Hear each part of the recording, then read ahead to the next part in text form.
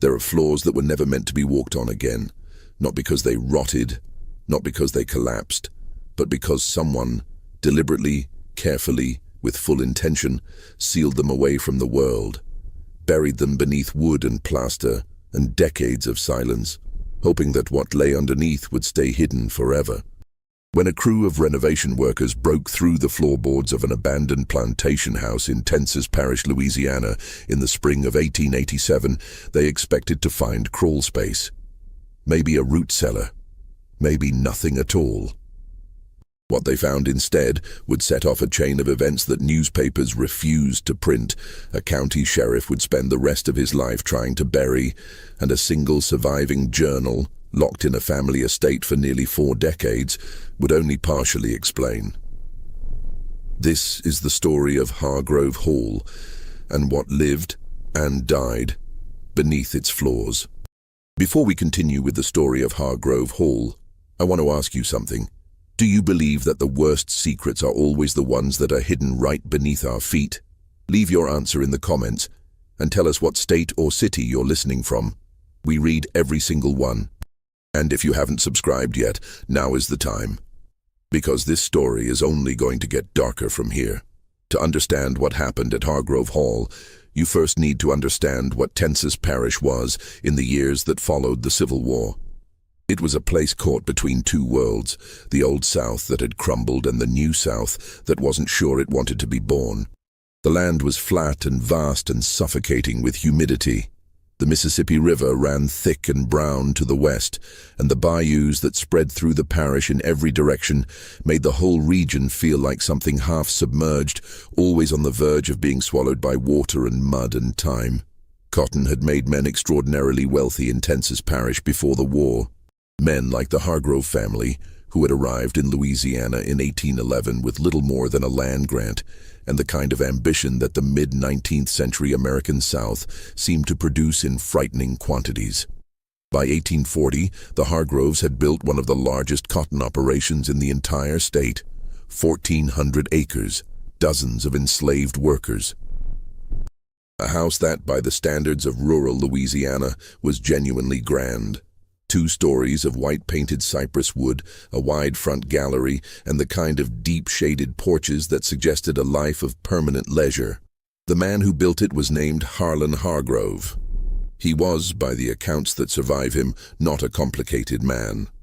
He was practical, driven, and almost entirely unconcerned with how he was perceived by anyone who didn't directly benefit his interests.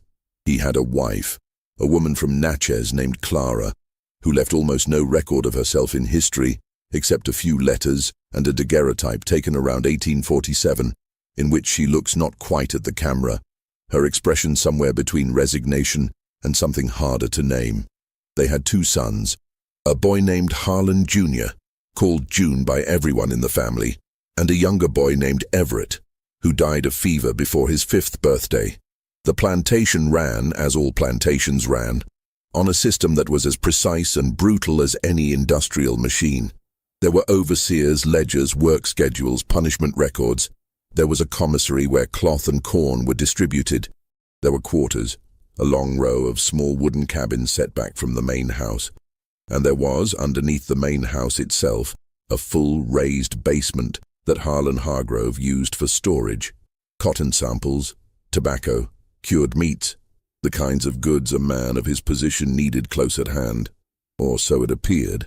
What the family told the world about that basement and what the basement actually contained were, as the workers of 1887 were about to discover, 2 very different things. The Civil War had not been kind to the Hargroves. Harlan Sr. died in 1863, not in battle, but from a stroke. Found face down at his desk in the middle of what his overseer later described as a perfectly ordinary afternoon. June Hargrove, who was 27 at the time and had never shown much capacity for the cold machinery of plantation management, inherited everything. He also inherited a war that was dismantling everything his father had built. By 1865, when the Confederate surrender came down through Louisiana like a fever that had finally broken, Hargrove Hall sat on 42 acres of mostly unworked land, its cotton fields barely tended, its main house showing the first signs of a long, slow deterioration. June Hargrove tried. That much is documented. He attempted to convert to a sharecropping operation in 1866, took on tenants, negotiated contracts that the Freedmen's Bureau would later describe in its records as, and this is the precise language used, uncommonly fair for the region. This distinction would later become important to the investigation, because it raised a question that no one in Tenses Parish seemed able to answer satisfactorily. If June Hargrove was, by the standards of his time and place, a relatively decent man, then why had his father gone to such elaborate lengths to hide what was underneath the house? And why had June spent the remaining 20 years of his life apparently pretending it didn't exist? June Hargrove died in the autumn of 1879. He was 63 years old, unmarried, childless, and largely alone. He had outlasted most of the men who'd known him in his youth, and those who remained described him at the end as withdrawn, eccentric, prone to long silences and sudden departures from conversations that had become, in the minds of the people he was speaking with, perfectly unremarkable. He left the property to a distant cousin named Alton Price, a man who had lived in Memphis for 30 years and had no particular attachment to the land or to Louisiana. Price made a single visit to Hargrove Hall in 1880, found it in far worse condition than he'd expected, and spent the next 7 years trying, without success, to sell it. The house had a reputation by then. Not for anything specific. There was no single story attached to it, no documented incident that people could point to. But in a parish as small and close as Tenses, the kind of reputation that forms without any one clear origin is often the most persistent kind. It seeps into the atmosphere of a place like groundwater. You can't trace where it came from. You only know it's there. By 1887, Price had dropped the asking price 3 times and was running out of patience. He hired a local contractor, a man named Gerald Foss, who ran a small but well-regarded operation out of St. Joseph, the parish seat, to conduct the renovations that he hoped would finally make the property sellable. Foss brought 6 workers with him when he arrived at Hargrove Hall on a Monday morning in late April of that year. He had a detailed list of what needed to be done. Replace rotted gallery boards, shore up the foundation on the east side of the house, repair the roof and critically gut, and replace the first floor interior, which had suffered decades of water damage and wood rot. It was this last task that would change everything. Gerald Foss was a methodical man, 41 years old, born in New Orleans, trained as a carpenter before expanding into general contracting. He kept detailed work journals, a habit he'd developed early in his career and maintained throughout. And it is largely because of these journals that we know as much as we do about what happened at Hargrove Hall in the spring of 1887. The journals are not literary documents. They're workmanlike, abbreviated, focused almost entirely on the practical details of construction and repair. But in the days following the discovery, Foss's entries change. The handwriting becomes less regular, the observations become more personal, and the questions he begins to ask, even in the private shorthand of a man writing only for himself, suggest someone struggling to organize a world that has suddenly stopped making sense. The first morning at Hargrove Hall was unremarkable. Foss's crew assessed the interior damage, noted the worst sections of flooring, and began pulling up boards in the front parlor, which had suffered the greatest deterioration. The work was heavy and loud and smelled of mold and old wood and something faintly chemical that Foss noted in his journal without explanation, simply writing, "Strange smell when floor comes up. Not rot. Something else entirely." It was the second morning when one of his workers, a man named Toussaint, who had worked for Foss for 6 years and whom Foss trusted completely, stopped what he was doing and called for the foreman. Toussaint had been pulling up a section of flooring near the rear of the parlor, close to what would have been the original back wall, when he noticed something that shouldn't have been there. The floorboards in that section were newer than the surrounding floor. Not much newer, but enough that someone who knew wood the way Toussaint knew wood could tell. A few years older than the rest of the first floor, different pine, cut at a slightly different angle, laid down not by the same hands that had built the original house. These boards been replaced, Toussaint told Foss, after the house was built. Maybe 10, 15 years after, looking at the wood. Could be more. Foss crouched and examined the section himself. Toussaint was right. The wood had been replaced deliberately, carefully, with the clear intention of making the replacement invisible to anyone who wasn't looking for it. "Keep going," Foss said. What they found, once the replaced boards came up, was a floor. Another floor. Solid, intact, running beneath the first floor of the parlor and extending, as they would discover over the following hours, beneath almost the entire first story of the house. It was not a basement, not a crawl space. It sat perhaps 14 inches below the first floor, a fully planked surface, clearly intentional, clearly old. The original first floor of the house, Foss concluded, looking at the grain and age of the wood. The floor that Harlan Hargrove Sr. had walked on when he first moved into this house, sometime around 1838 or 1839.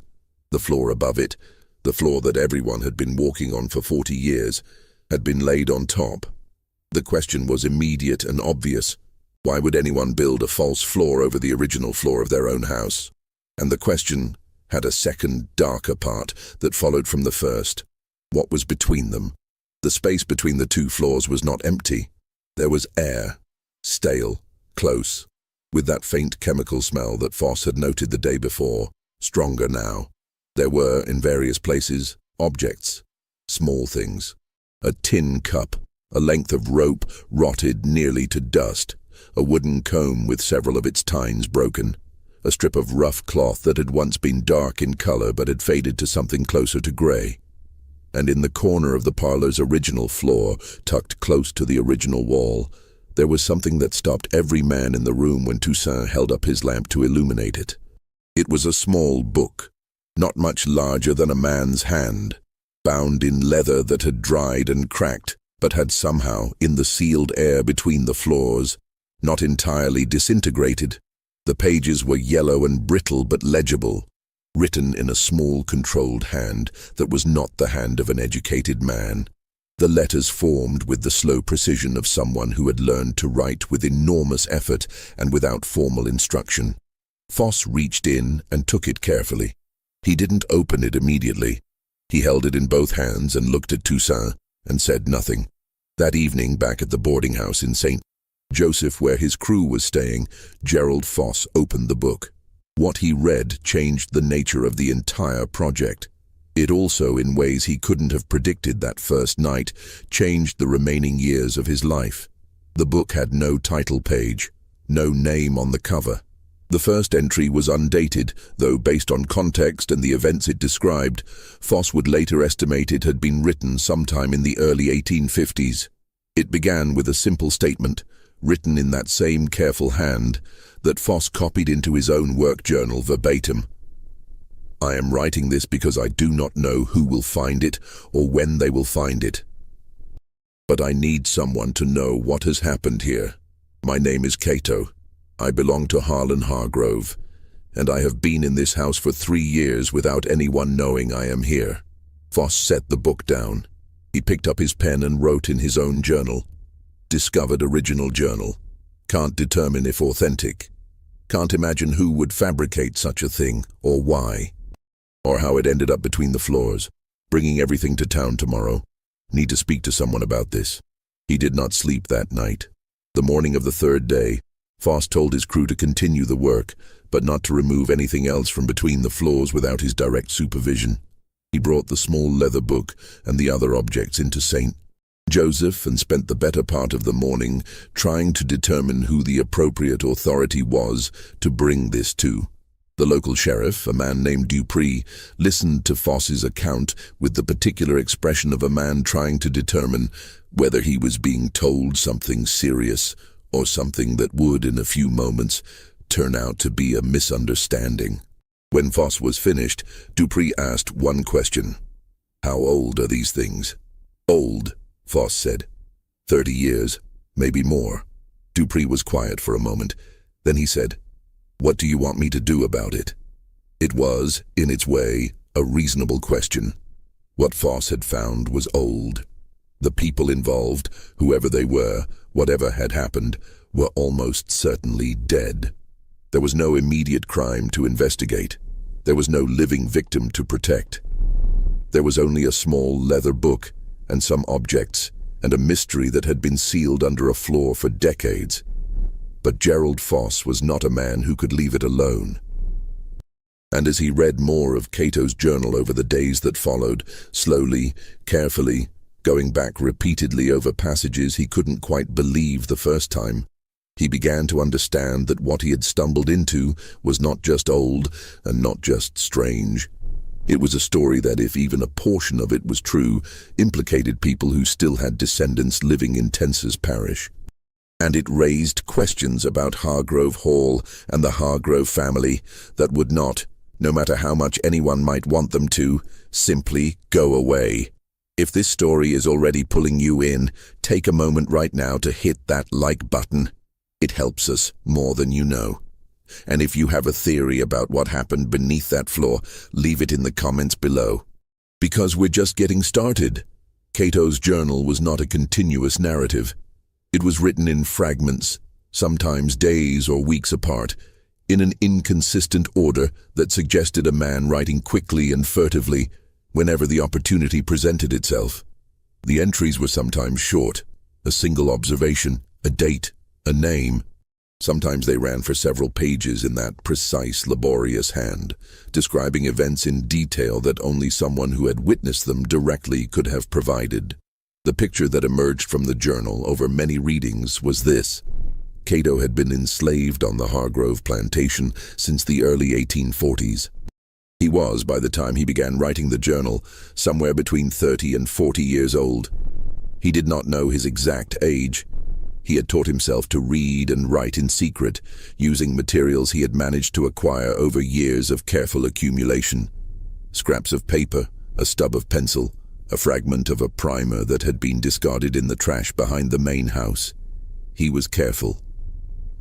He was patient, and he was, in the years before he disappeared beneath the floor, one of the most trusted workers on the Hargrove property, trusted enough to be assigned to the main house, to the domestic work that kept him closer to the family and farther from the overseer's daily supervision. The journal opened in the summer of 1852, more than a year after an event that Cato referenced repeatedly but never described directly, only alluding to it in careful, oblique terms that Foss found maddening and illuminating in equal measure. Something had happened, something serious enough that Cato had decided at whatever cost that he needed to disappear. Not run, not escape north, disappear. And the place he chose to disappear was directly beneath the house of the man who claimed to own him. The logic of this, as Foss turned it over in his mind during those evenings in the boarding house, was almost impenetrable. Why stay? Why not try to reach the north or the Free States or even Mexico? Cato addressed this directly in one of the earlier entries in a passage that Foss would copy into his own journal nearly word for word. I know what you will think if you are reading this. You will think, why didn't you go? I thought about going. I thought about it for a long time. But there is something here that I cannot leave. Something that if I leave it, it will be lost. I am the only one who knows where it is. And if I go, no one will ever know the truth about what happened here in the spring of last year. So I stay. I stay and I wait and I write.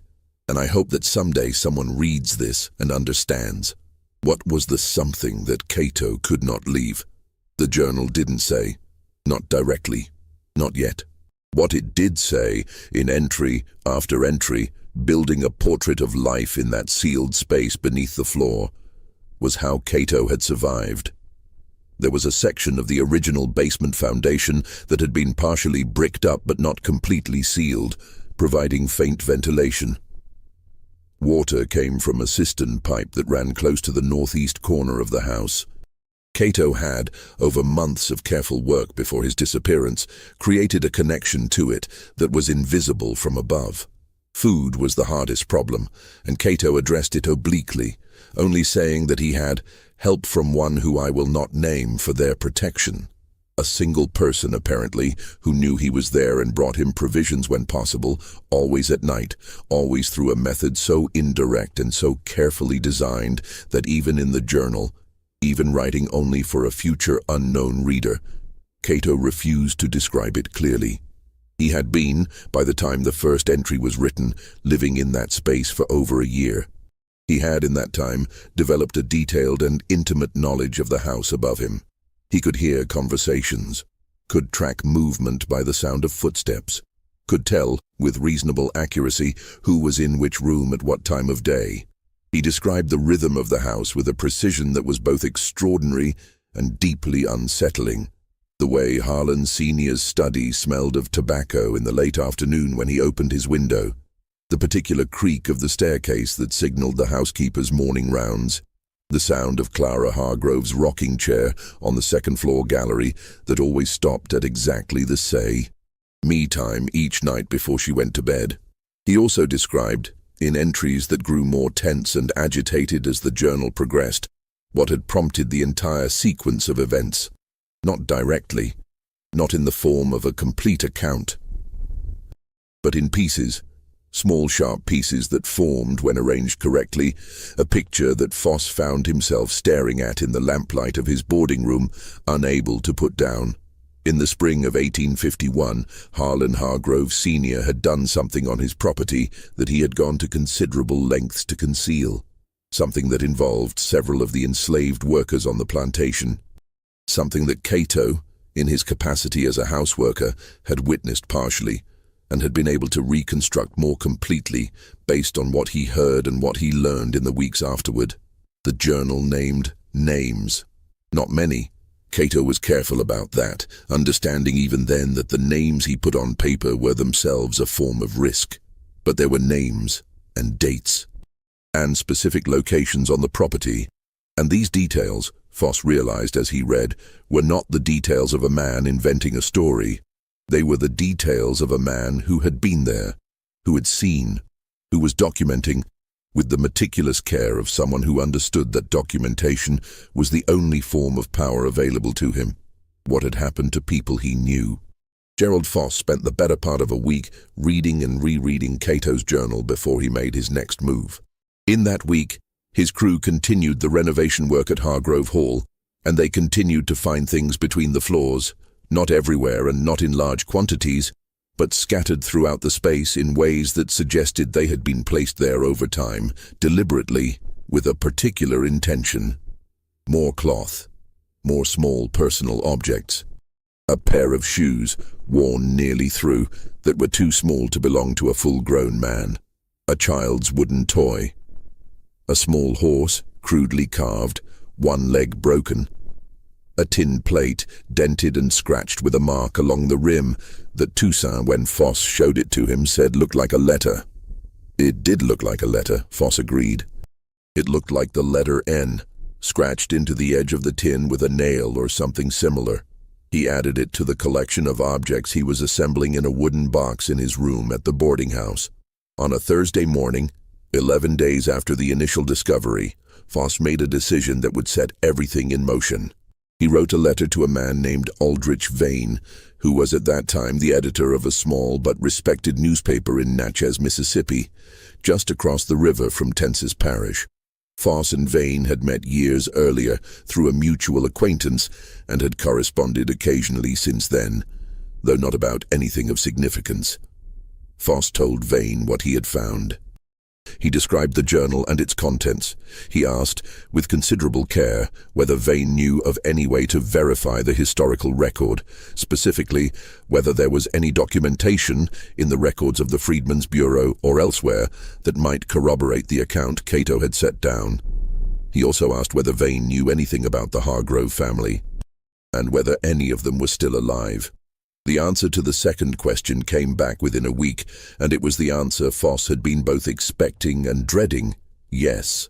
Harlan Hargrove Jr., June, was dead, but June had a nephew, a son of his cousin on the Price side, who had taken a strong interest in the Hargrove family history.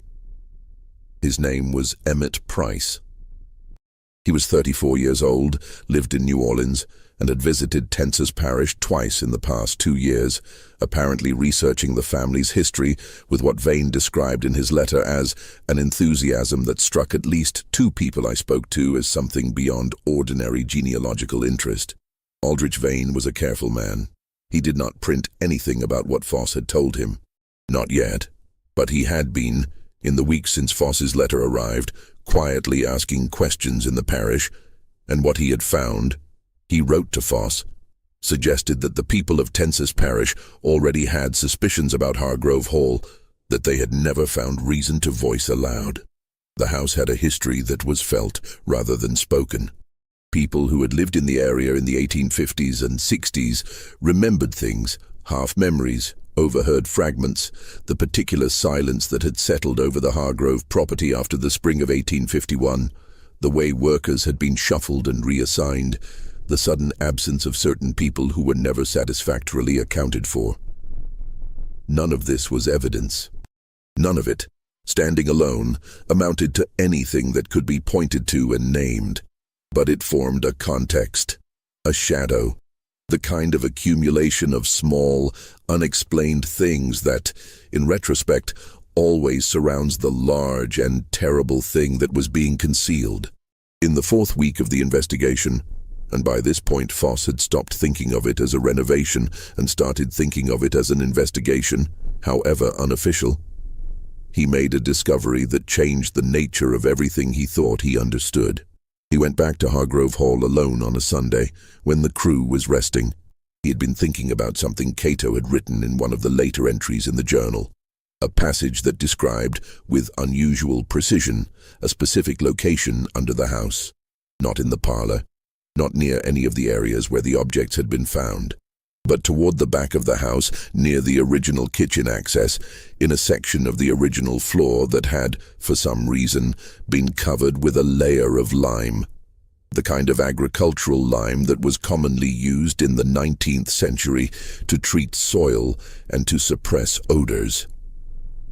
Cato had written about the lime in an entry dated, or at least referenced as, the autumn of 1852. He thinks putting lime there will end the questions. He doesn't know that the lime is what started them, for me, because there is only one reason a man spreads lime under his own house, and I knew them. I knew all of them. I want someone to find this and know their names. I want their names to be somewhere that doesn't belong to him. The names followed.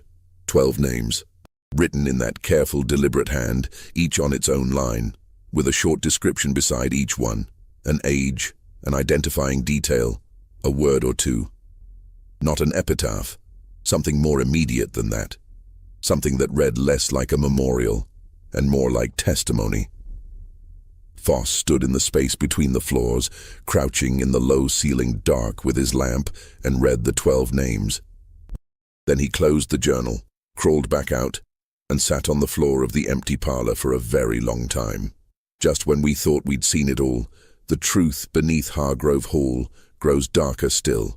If this story is giving you chills, share this video with a friend who loves dark mysteries.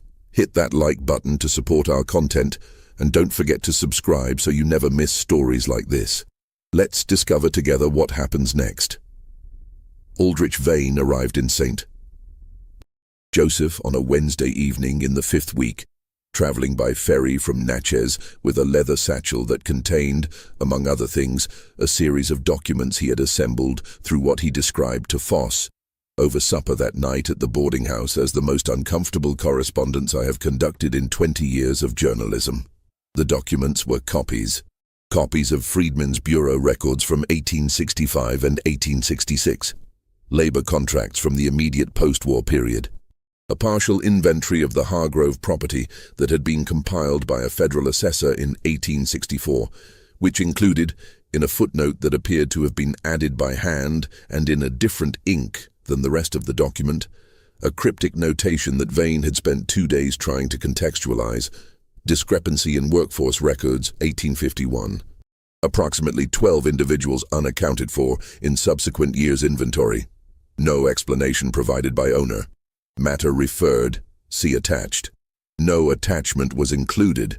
The C attached referred to a document that had either been lost, removed, or never filed in the first place. 12, Foss said when Vane read him the notation. Vane looked at him. What? 12. Cato wrote down 12 names. The silence that followed that exchange was the kind that neither man wanted to break. Foss set the journal on the table between them, and Vane, who had heard its contents described but had not yet held it in his hands, picked it up with the careful reverence of someone who understood immediately what they were looking at. They sat in that room for 3 hours. Vane read. Foss drank his coffee and watched the man's face change as the entries progressed. The initial controlled professional attention gradually giving way to something rawer, something that Foss recognized from his own first reading of the document. Not quite horror. Something more complicated, the particular weight of understanding something that, once understood, cannot be made unknown. "This is real," Vane said finally. It was not a question. "I believe it is." "The lime," Vane said. He didn't finish the sentence. "I know. We need to bring someone official into this." "I tried. Dupree wasn't interested." Vane set the journal down carefully and looked at the table for a long moment. "Dupree is from this parish. His family has been here since before the war. Whatever happened here, whatever Harlan Hargrove did in 1851, there are people in this county who would rather it stayed between those floors." This was the observation that changed the shape of the investigation, because it was true, and both men knew it. The South of 1887 was not a place that welcomed scrutiny of its antebellum history, particularly scrutiny that came with names and dates and a body count. The war had been over for 22 years. Reconstruction was finished. The work of erasing and softening and recontextualizing what had happened in places like Tensis Parish was well underway, conducted by people who understood that history, if left unguarded, had a tendency to become inconvenient. But there was also the matter of Emmett Price, the nephew, the man in New Orleans with what Vane had called an unusual enthusiasm for the Hargrove family history. Foss had been thinking about Emmett Price since Vane's first letter, and the more he thought, the more a specific concern had begun to take shape in his mind. Price was the heir to the Hargrove property. Not in any legal sense, since Alton Price owned it and had hired Foss to renovate it, but in the deeper, more personal sense of family legacy. If the journal was real, if Cato's account was accurate, then the Hargrove name, Emmett Price's family name, in the most immediate and personal terms, carried a specific kind of stain. Not the general stain that all slaveholding families carried, which the social order of the period had managed to normalize into invisibility, but a specific documented 12-named stain. And Emmett Price, Foss had begun to suspect, might already know it. The question was whether he knew about the journal. The answer came the following morning, in a form that neither Foss nor Vane could have anticipated. Emmett Price arrived at Hargrove Hall. Foss had returned to the site early that Thursday morning before the crew to continue examining the section of the original floor where the lime had been spread. He had been there perhaps 20 minutes when he heard a horse on the road and looked up from the gallery to see a man approaching. The man was well dressed, traveling alone, perhaps in his mid-30s. He dismounted at the gate and walked up the path to the house with the particular ease of someone who was accustomed to arriving at places and being received without question. Foss stepped out onto the gallery. "You're the contractor," the man said, stopping at the bottom of the steps. "Gerald Foss, yes."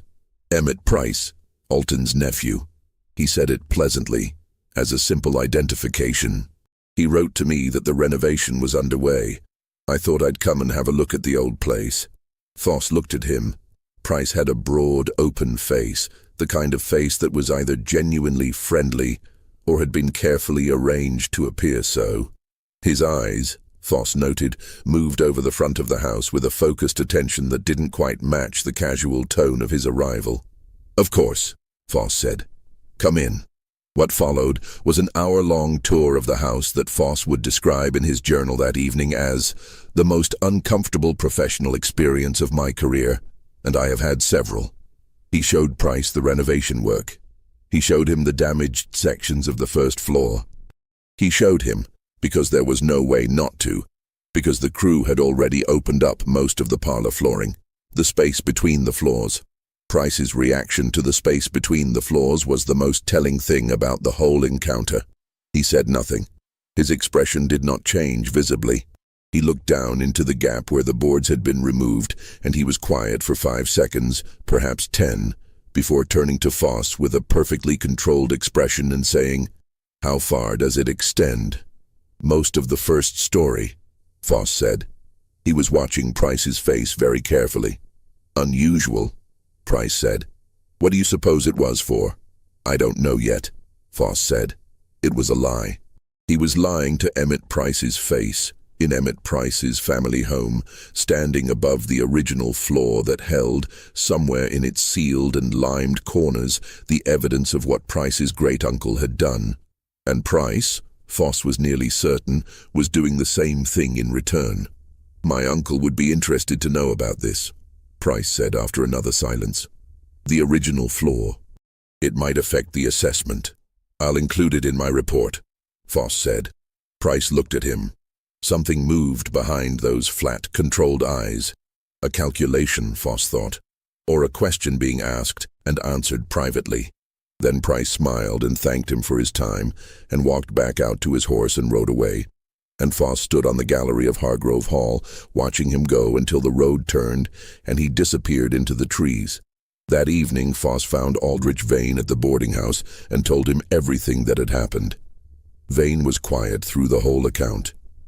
When it was over, he said, "He came to see what you'd found. I know. And now he knows you found the floor." "He already knew about the floor," Foss said. "I'm certain of it. He came to see if I'd found what's under it."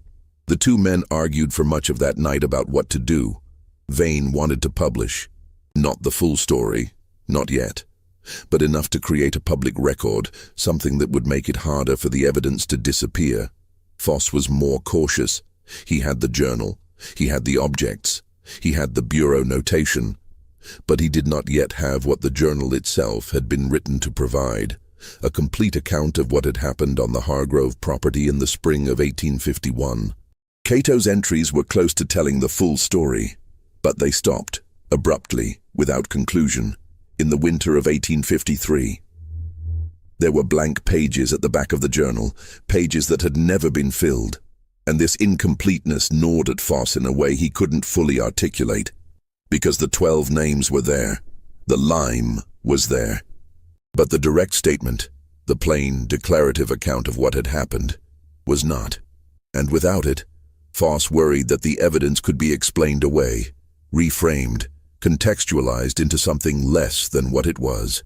A set of objects, a bureau notation, a journal written by a man who, by the legal standards of his day, had not been recognized as a person at all, and whose testimony would not have been admissible in any court in Louisiana in 1887.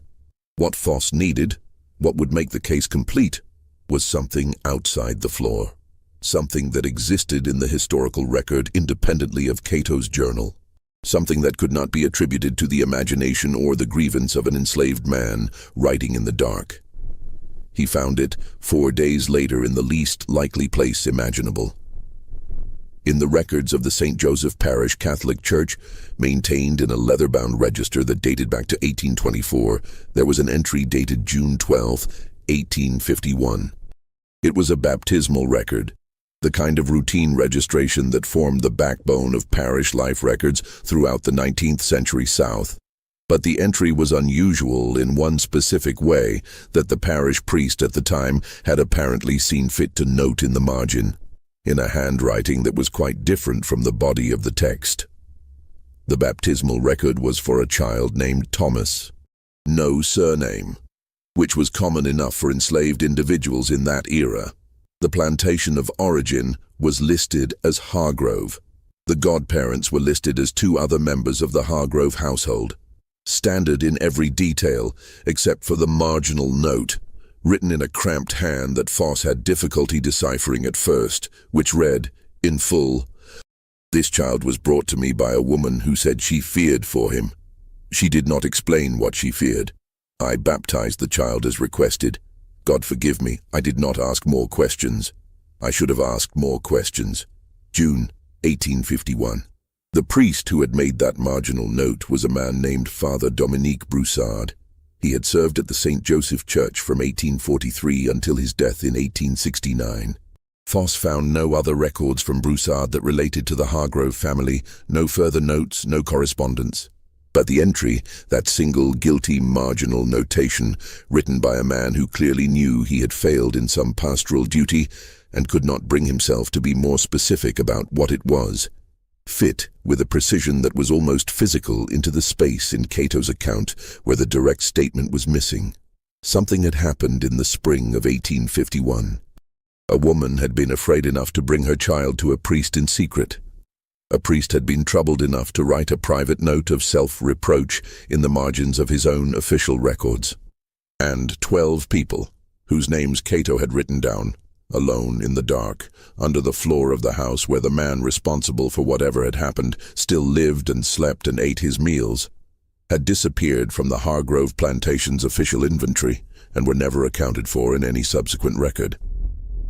Foss brought the church register to Aldrich Vane. He laid it on the table beside Cato's journal. He put the Freedmen's Bureau notation beside both. "Is that enough?" he asked. Vane looked at everything on the table for a long moment. "I don't know," he said. "I don't know if it will ever be enough. Not here, not in 1887 Louisiana." "Then what do we do with it?"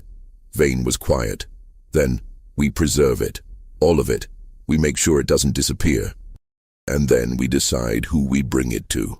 The answer to that question, the question of who to bring it to, would be determined not by Foss or Vane, but by Emmett Price. Because 4 days after Foss's visit to the church records, Alton Price's house in Memphis received a letter from his nephew. The letter, which Alton Price later shared with Foss in a state of considerable agitation, requested that the renovation of Hargrove Hall be halted immediately. Emmett had developed concerns, he wrote, about the structural integrity of the site, and believed that continuing the work without a thorough assessment of the foundations could result in significant damage to what remained of the property. It was a pretext. Both Foss and Vane knew it immediately. The foundations of Hargrove Hall were not under assessment. No one had raised concerns about them.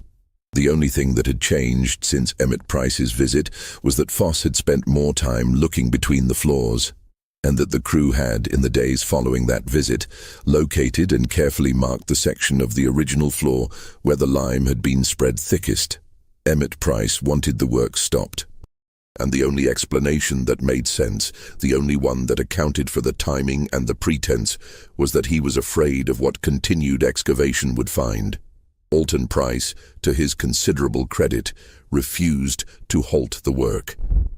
He was an old man with a businessman's impatience and no particular emotional investment in the Hargrove legacy, and he told his nephew, in a return letter that Foss would later describe as the most useful thing that happened in this entire affair, that the renovation would continue on schedule and that if Emmett had concerns about the property, he was welcome to bring them to the contractor in person. Emmett Price did not come back in person, but his interest in the project did not disappear either. Foss began to notice things, small things, individually unremarkable, that accumulated into a pattern over the following weeks. A stranger who seemed to spend too much time in the vicinity of the boarding house. A conversation at the general store that stopped a beat too quickly when Foss walked in. The sense, impossible to document and impossible to dismiss, that the investigation was being watched by someone who had reason to want it to end. It was Toussaint who made the final discovery. This is important to note, not because Foss wasn't looking, but because what Toussaint found required the instincts of a man who had spent his entire life building and unbuilding structures, who understood wood the way a musician understands intervals, and who noticed, in the final week of the primary excavation of the space between the floors, that the lime-treated section of the original floor was not simply a surface. There was a seam, barely visible, barely there. But it was there, running in a near-perfect rectangle approximately 4 feet by 6 feet, cut so precisely into the original flooring that whoever had made it had clearly been a skilled carpenter, or had hired one. The seam had been limed over decades ago, and the lime had filled it in and hardened, and 30-plus years of settled dust and decomposed material had filled the rest. But Toussaint, running his fingers along the floor with the lamp held close, found the seam and knew immediately what it was. A hatch. A hatch in the original floor, cut after the house was built, sealed with lime, sealed again with the false floor above. A space below the original floor, below the basement, a third level. Foss was at the boarding house when Toussaint sent one of the younger workers to find him. He arrived at Hargrove Hall within the hour, descended into the space between the floors, and crouched beside the seam that Toussaint had found. He traced its edges with his own fingers. He pressed on the rectangle. It didn't move. The lime had hardened it into the surrounding floor. But it gave slightly, with a faint sound of compressed air, as if the space below it was sealed, and had been sealed for a long time. "Do we open it?" Toussaint asked. The two men looked at each other in the low lamplight. The smell of lime was strong here, chemical, ancient. "Yes," Foss said. It took 40 minutes and considerable care. Foss wanted to damage as little as possible, to clear the lime and work the hatch free. What was below it was not large. A cavity, perhaps 3 feet deep, running the length and width of the hatch itself, lined on 3 sides with brick, sealed, airless. In that space, in the dark, in the lime-whitened brick cavity that Harlan Hargrove Sr. had gone to extraordinary lengths to hide from the world, there were documents. Not one document. Many. A collection of papers, wrapped in oilcloth, and then wrapped again in what appeared to be layers of waxed canvas, packed into the cavity with the obvious intention of preservation. The oilcloth and canvas had done their work. The papers, when Foss carefully unwrapped them at the boarding house that evening, were damaged but legible. Some were water-stained at the edges, some were brittle, but they were readable, and what they contained was, in Foss's judgment, the most complete and damning record of a private crime he had encountered in his life. They were Harlan Hargrove Sr.'s own records, personal records, not the official plantation ledgers that would have been accessible to creditors or assessors, but private accounts kept in his own hand, his own system of notation going back to the early 1840s, purchase records, transaction records, correspondence with other plantation owners, and in a separate section, bound with a piece of cord, a set of documents that related specifically to the spring of 1851. Foss read for 3 hours without stopping. He read with Cato's journal open beside him, cross-referencing dates and names. And as he read, the story that Cato had constructed from fragments and fear, and the overheard conversations of a man living in a sealed space, assembled itself into something complete and terrible. In the spring of 1851, Harlan Hargrove Sr. had undertaken something that was, even by the standards of antebellum Louisiana, well outside the legal and social norms of his time. He had, and here Foss forced himself to read the documents with the same methodical care with which they had been written, not allowing himself to look away from what was plainly stated, concealed evidence. Specifically, he had concealed the deaths of 12 enslaved individuals on his property, deaths that had resulted from conditions he had created and that he had known would kill, and he had covered it with lime and sealed it under his floor and then covered the floor itself with another floor, and he had lived in that house for 12 more years until a stroke took him. What made the documents in the hatch so extraordinary?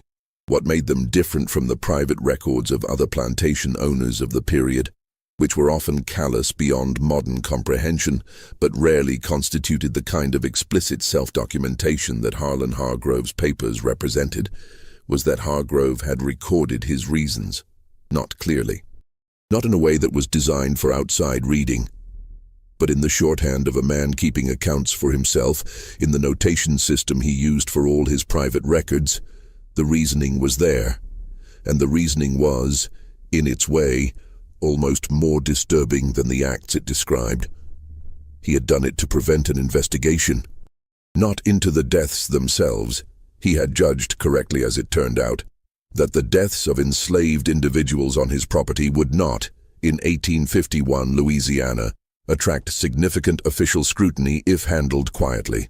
What he had feared investigation into was the reason for the deaths, because the reason was connected to something else, something that Hargrove had been doing on the property for at least 5 years before 1851, something that involved the property's particular geography, its proximity to the river, its isolated position in the parish, something that was, in the language of the period, outside ordinary commerce. The documents didn't spell it out in plain language, but Foss and Vane, working together over 2 more nights with Hargrove's private shorthand and a set of accounting records that didn't match any standard plantation operation, arrived at a conclusion that both men found they had, in some deeper part of themselves, already reached before the documents confirmed it. Hargrove Hall had not been only a cotton plantation. The river was close. The bayous extended in every direction. The house was set back from the main road and screened by trees on 3 sides. And in the years before 1851, in the records that Hargrove had kept and sealed in his private hatch, there were entries that referred, in coded but unmistakable terms, to the transit of individuals, not the transit of enslaved workers to and from the fields. Something else, something conducted at night by water, involving people who arrived at the property and departed from it again, and whose names appeared in Hargrove's records under a system of notation that was clearly designed to obscure their identities while still tracking the financial transactions associated with each one. Hargrove had been, in the years of his greatest prosperity, operating as a transshipment point on one of the domestic slave trade's most active internal routes. Not a slave market. There was no publicly known market at Hargrove Hall, but a staging location. A quiet stop on the road between the large trading centers of the Lower South, where individuals could be held, sorted, transferred, documented under false provenance, and moved on again, under cover of a legitimate agricultural operation that provided both financial camouflage and physical seclusion. And in the spring of 1851, something had gone wrong. The 12 names in Cato's journal, the 12 people whose absence had been noted in the Freedmen's Bureau records 15 years later and then quietly forgotten, had not died as a consequence of ordinary plantation brutality, as terrible as such brutality already was. They had died as a consequence of specific events connected to the covert operation that Hargrove had been running. Events that Hargrove had decided, with his characteristic cold pragmatism, to cover up rather than account for. And the cover-up had required not just the lime and the hatch and the false floor, but the deliberate falsification of the plantation's official records and the reassignment of anyone who might have had knowledge of what had happened. Cato had been one of those people. But Cato, rather than allowing himself to be reassigned, rather than accepting the dispersal that Hargrove had arranged for anyone who knew too much, had done the only thing available to him. He had disappeared into the structure of the house itself. He had hidden in the one place his owner would never look, and he had written it all down. The question of what had happened to Cato himself, where he had gone after the last entry in his journal, in the winter of 1853, was one that Foss and Vane spent considerable time trying to answer. The journal ended without conclusion, without the kind of closing statement that a man composing a deliberate document for future readers might be expected to provide. The last entry was dated by reference to a specific event, the first hard frost of the season, and described in brief and almost toneless language that the person who had been bringing him food had not come in several weeks, and that Cato was unsure what this meant. There was no final entry, no account of what had happened next. The most obvious interpretation, the one that neither Foss nor Vane wanted to arrive at too quickly, but that both understood to be the most likely, was that Cato had died in that space. That the person who had sustained him had been unable to continue. for reasons that were never recorded, and that Cato had eventually succumbed to what that space would have become without consistent provisions. The absence of any physical remains in the space between the floors argued against this. But Foss noted in his journal that the space was large enough that remains might not have been found in the areas the crew had examined, particularly given the lime that had been spread in certain sections and that would have, over decades, significantly altered the physical evidence. Alternatively, and this was the interpretation that Vane, as a journalist, found more consistent with the overall shape of the story, Cato had, at some point, left. Perhaps the person who had been supplying him had arranged a way out. Perhaps in the chaos and disruption of the Civil War, when the Hargrove property had been partially occupied by federal troops and the normal order of plantation life had been violently disrupted, there had been an opportunity that hadn't existed before. The war had passed through Tensas Parish with enough force to scramble all ordinary arrangements. And in that scrambling, a man who had been living under a floor for 10+ years might finally have found a way to walk out. There was no record of Cato after 1853, no record of a free person of that name in Louisiana. No record in the Freedmen's Bureau files, which were extensive but far from complete, of a Cato from the Hargrove Plantation. He had existed in those pages and then stopped existing, the way so many people of his time and circumstance had stopped existing without ceremony and without record. What had survived was the journal. And the journal had survived because Cato had understood something fundamental, that his survival and the survival of the document were separate things, and that the document, in the long run, might matter more. He had placed it where he knew it might eventually be found, even if he wasn't there to explain it. He had written 12 names. He had described what he witnessed and what he knew, and he had trusted, or at least hoped, that the future would have more capacity for truth than the present had. He wasn't wrong, but the path between the writing and the reckoning was, as Foss and Vane were discovering, considerably more complicated than simply finding the evidence. In the early summer of 1887, Aldrich Vane made a decision that Gerald Foss opposed, then came to accept, then came to believe was the correct one. Vane decided to publish, not in his own newspaper in Natchez.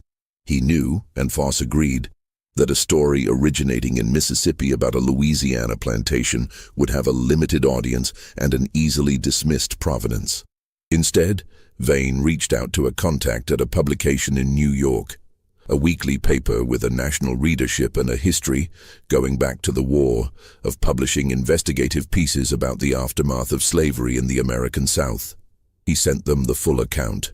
The renovation, the discovery, the journal, the hatch, the documents, the Freedmen's Bureau notation, the church record, and his own reportorial reconstruction of what the assembled evidence suggested.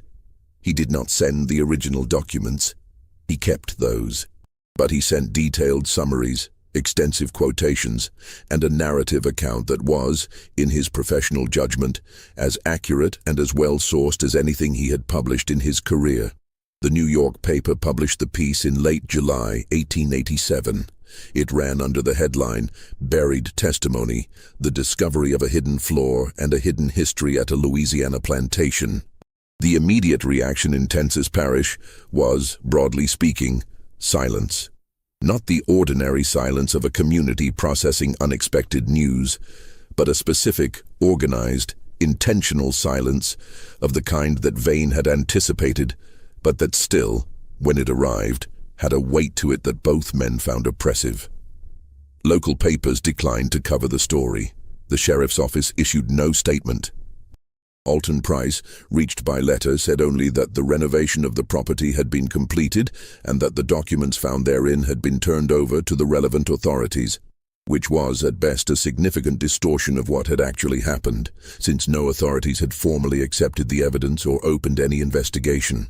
Emmett Price responded to the New York publication with a letter to the editor that arrived 3 weeks after the piece ran. The letter was measured, polished, and devastating in its specificity. He questioned the provenance of the journal. He questioned Foss's qualifications to assess historical documents. He suggested that the so-called hidden floor was a common architectural feature of the period, a raised original subfloor, and that the objects found between the levels were consistent with ordinary household storage. He did not mention the hatch. He did not mention the documents found inside it. Whether this was because he didn't know about them, or because he had been advised not to acknowledge their existence, Foss and Vane debated for years afterward without arriving at a conclusion.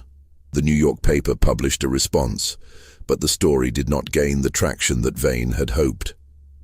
1887 was not a year in which the American public was particularly receptive to detailed historical accounting of what had happened on southern plantations before the war. The Civil War had been over for 22 years. Reconstruction had ended. The national mood, to the extent that such a thing could be characterized, was one of reconciliation, a word that, in practical terms, meant that the North had largely agreed to stop asking questions about the South's past in exchange for political stability in the present. The story ran. It was noted in several circles. It generated letters. It generated nothing official. The documents from the hatch, along with Cato's journal and the collection of objects from between the floors, were in Gerald Foss's possession for the remainder of 1887 and into 1888. He corresponded with several institutions about their preservation: a university, a historical society, a newly established archive in Washington, D.C., that had taken on the task of preserving records related to slavery and Reconstruction. The process was slow and complicated by exactly the kind of institutional inertia and political hesitation that Foss had feared from the beginning. But he kept pushing, and he kept documenting. In the autumn of 1888, Gerald Foss made a final trip to Tensas Parish. Not for work. The renovation of Hargrove Hall had been completed the previous year, and Alton Price had finally succeeded in selling the property to a family from Baton Rouge who had no particular knowledge of or interest in its history. Foss went back for a different reason. He had received in late September a letter. It had come from New Orleans, addressed to him in care of his business in St. Joseph, and it had no return address. The handwriting was precise and controlled, somewhat elderly in its quality. The handwriting of a person who had learned to form letters with great care and had not lost that care over time. The letter was brief. It said, "I read what was written in the newspaper. I have been waiting for a long time for someone to find what was under that floor. I am still in Louisiana. I am old now. If you want to know what happened to the others, I will tell you what I know. Come to New Orleans. Ask for Claudette at the French market on the riverside on a Tuesday morning. She will know where to find me." It was not signed with a name. At the bottom of the letter, in the same precise hand, there were 12 initials. 12. Arranged in 2 columns of 6. Foss read the letter 3 times. He then sat at his desk for a long time without moving. He arrived in New Orleans the following Tuesday. He found Claudette, who was a woman of perhaps 60, selling produce at the French market with the manner of someone who had been having very long days for a very long time. She looked at him for a long moment when he gave his name, then nodded, closed up her stand, and walked him through several streets of the old city to a boarding house near the edge of the Creole district, where she knocked on a door on the 2nd floor and said something in French through the wood. The door opened. The man who stood in the doorway was very old. Foss estimated 70, perhaps older. It was difficult to tell. He was thin, carefully dressed, with hands that showed a lifetime of work. He looked at Foss with the steady, patient eyes of a person who has been waiting for something for a very long time and has made peace with the waiting. "Mr. Foss," he said. "Yes," Foss said. "I'm sorry. I don't know your name." "No," the man said. "You wouldn't." He stepped back to let Foss enter. "My name is Cato. Come in." What followed, over 2 days, was a conversation that Gerald Foss recorded in his journal with a care and completeness that went far beyond his usual professional notation. He understood, sitting in that small room in New Orleans, that he was speaking with history. Not the abstracted, documented kind of history that lived in archives and footnotes, but the living, breathing, 60-something years old kind that had survived everything the world had been able to throw at it and was now finally willing to speak directly. Cato's account of what had happened on the Hargrove Plantation in 1851 confirmed everything that Foss and Vane had assembled from the documentary evidence. It also filled in the gaps, the specific human gaps that documents and notations and marginal church records could never fully close. He described the operation that Hargrove had been running, and he described it with a specificity and a controlled fury that had not diminished in 40 years. He described the spring of 1851 and what had gone wrong, a combination of illness, a failed transit arrangement, and the particular callousness of a man whose first instinct, when faced with a disaster of his own making, was to minimize the evidence rather than the harm. He described the 12 people by name, unhurriedly, giving Foss time to write each one down. He described the woman who had taken her child to the priest. He described, without dwelling on it, what had happened to her afterward. He described, in a voice that was completely steady and gave Foss more unsettlement than tears would have, the years under the floor. "I thought I would go mad," Cato said on the second afternoon. "In the beginning, I thought the darkness would take me, but it didn't. I had the journal, I had the names, and I had the knowledge that as long as I was writing, the truth existed somewhere in the world, even if no one ever read it." "How did you get out?" Foss asked. Cato smiled. It was the first time he had smiled in 2 days. "The war," he said. "The war was many terrible things, but it was also a great confusion of ordinary arrangements. In 1863, there was a period of several weeks when the house was occupied by Union troops and June Hargrove had moved to relatives in Shreveport. The person who had been bringing me food for 12 years, I will not name her even now because she has family still living, she came to me and said, 'The house is empty, it is time.' He had been under that floor for nearly 12 years. He had emerged in the chaos of a wartime occupation into a world that was in the process of violently remaking itself. He had made his way to New Orleans. He had lived. He had survived the war, survived Reconstruction, survived the slow re-solidification of the social order in ways he had watched and understood and carried with him for 20 years before Foss's article in the New York paper had reached him through a friend who knew a man who sent clippings. "The journal," Foss said. "You left it deliberately." "Yes. You knew someone would eventually find it." "I knew the floor would eventually come up," Cato said. "Wood rots. Structures fail. Someone would come eventually. The question was only whether they would understand what they were looking at when they found it. And if they hadn't?"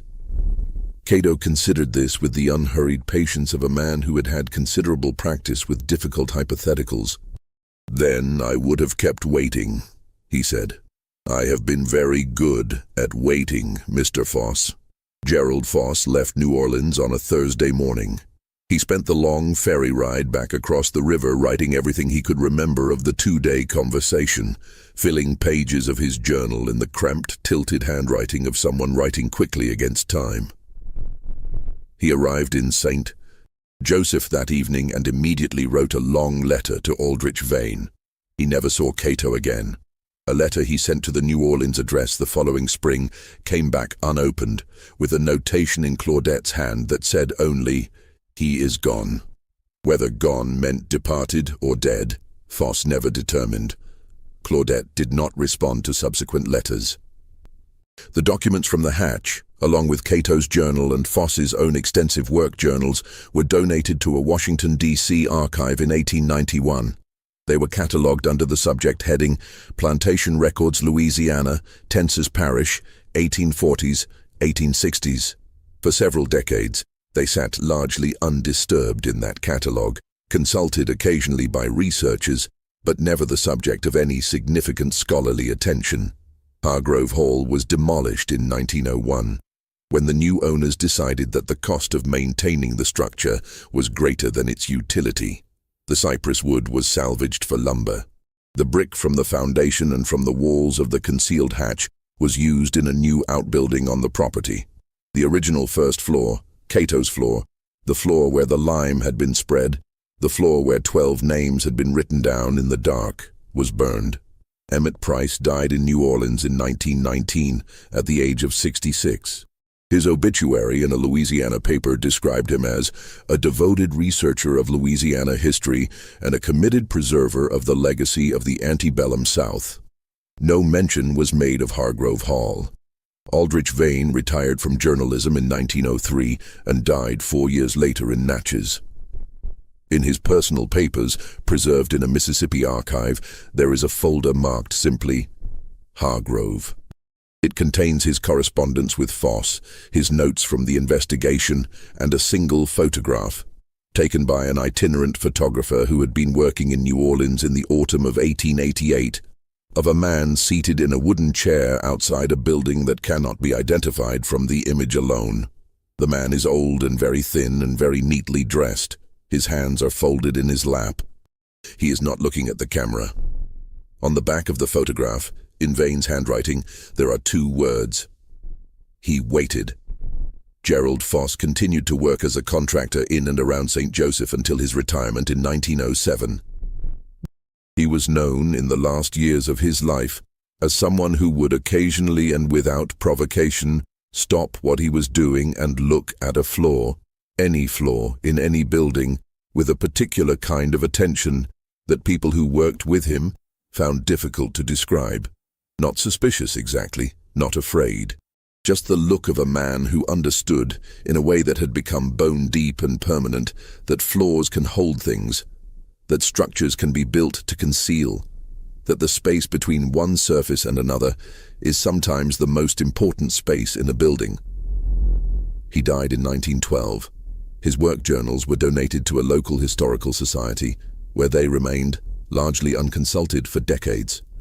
The 12 names that Cato wrote in the dark, under the floor of Hargrove Hall, in the winter of 1852 or thereabouts were Henry, Dora, Sam, Louisa, Remy, Pearl, Walter, June Ann, Moses, Ada, Tom, Bess, no surnames, no ages in most cases, no records that survive outside that journal, no graves that have been identified, no official recognition of their lives or their deaths in any document created by any authority in the state of Louisiana, only a journal, only a floor, only a man who stayed behind when he could have run and wrote down what he knew and waited. The documents from the Hargrove hatch have never been the subject of a formal legal proceeding. The specific events of the spring of 1851 have never been officially acknowledged by any governmental authority, state or federal. The 12 names have never appeared in any memorial, but they are in the record. They have been in the record since the night that Gerald Foss first opened a small leather journal in a boarding house in St. Joseph, Louisiana, and read, in a careful and deliberate hand, "My name is Cato. I belong to Harlan Hargrove, and I have been in this house for 3 years without anyone knowing I am here. They are in the record, and they will stay there." What do you think happened in the spring of 1851 at Hargrove Hall? Do you believe everything about this story was ever truly revealed? Leave your comment below. We read every single one. If you found this story as haunting as we did, subscribe, hit the notification bell, and share it with someone who loves dark mysteries and forgotten histories. See you in the next story.